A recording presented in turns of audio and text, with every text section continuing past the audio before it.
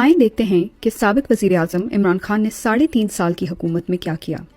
احساس پروگرام کے ذریعے پاکستان کو فلاحی ریاست بنانے کا آغاز کیا۔ اس پروگرام کو دنیا بھر میں پذیرائی ملی۔ غریب اور دہاڑی دار طبقے کو موقع پر مفت کھانا فراہم کرنے کے لیے لنگر خانوں اور کوئی بھوکا نہ سوئے جیسے پروگرامز کا آغاز کیا۔ مستحق خواتین کو ماہانہ نقد وظیفہ اور بینک اکاؤنٹ فراہم کرنے کے لیے احساس کفالت پروگرام کا آغاز کیا۔ پاکستان کے مختلف شہروں میں احساس پناہ گاہیں قائم کی جو ان لوگوں کو محفوظ اور صاف ستھرا ماحول فراہم کرتی ہیں جو رہائش کے اخراجات برداشت کرنے سے قاصر ہیں۔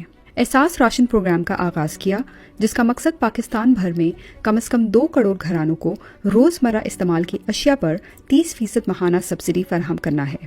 کسان کارڈ کا اجرا کیا جس کے ذریعے کسانوں کو سبسڈی والی کھاد، بیج اور کیڑے مار ادویات کے علاوہ کم سود پر قرضے اور کسی قدرتی آفت کی صورت میں تباہ شدہ فصلوں کا معاوضہ بھی ملے گا۔ صحت سہولت پروگرام کا آغاز کیا جس کے ذریعے کم آمدن والے شہریوں کو فوری اور باوقار طریقے سے علاج کی سہولت دی گئی۔ صحت کارڈ سے ہر خاندان کو سرکاری اور پرائیویٹ دونوں ہسپتالوں میں سالانہ 10 لاکھ روپے تک کا طبی علاج حاصل کرنے کی سہولت میسر تھی۔ مستحق خاندانوں کے لیے احساس اسکالرشپ اور تعلیمی وظائف کا آغاز کیا تاکہ وہ اپنے بچوں کو تعلیم کے لیے بھیج سکیں۔ وظائف کی رقم خاص طور پر لڑکیوں کے لیے زیادہ رکھی گئی۔ انصاف آفٹرنون اسکول پروگرام کا آغاز کیا جس کا مقصد ان علاقوں میں بچوں کو یکساں تعلیمی مواقع فراہم کرنا تھا جہاں اسکولوں تک رسائی ایک چیلنج تھا۔ احساس ہم قدم پروگرام کا آغاز کیا جو معذور افراد کو مالی امداد، صحت کی دیکھ بھال اور پیشہ وارانہ تربیت کی شکل میں مدد فراہم کرتا ہے۔ باہمت بزرگ پروگرام کا آغاز کیا جس کے تحت 65 سال سے زائد عمر کے شہریوں کو ماہانہ وظیفہ دیا جاتا ہے۔ مزدوروں کے لیے مزدور کارڈ پروگرام کا آغاز کیا جو ان کے لیے ATM، wallet account, debit card اور شناختی کوڈ کے طور پر استعمال ہوتا ہے۔ یہ کارڈ مزدوروں کو کم سے کم معاوضے کی یقین دہانی کے علاوہ 11 نقد فوائد فراہم کرتا ہے۔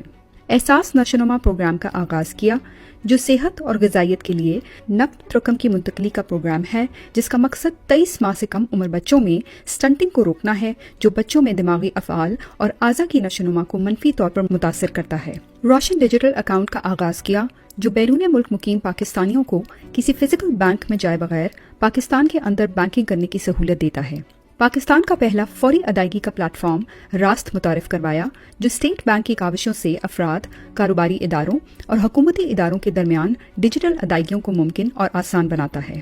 ملک کی 3 بڑی یونیورسٹیوں میں سیرت چیئر قائم کی تاکہ نوجوان نسل کو پیغمبر اسلام صلی اللہ علیہ وآلہ وسلم کی مقدس زندگی کی تعلیم دی جا سکے۔ پاکستان میں سیاحت کے فروغ کے لیے مؤثر پالیسیوں کی تشکیل دی جس سے سیاحت کو فروغ ملا اور دنیا بھر سے لوگ پاکستان آنا شروع ہوئے۔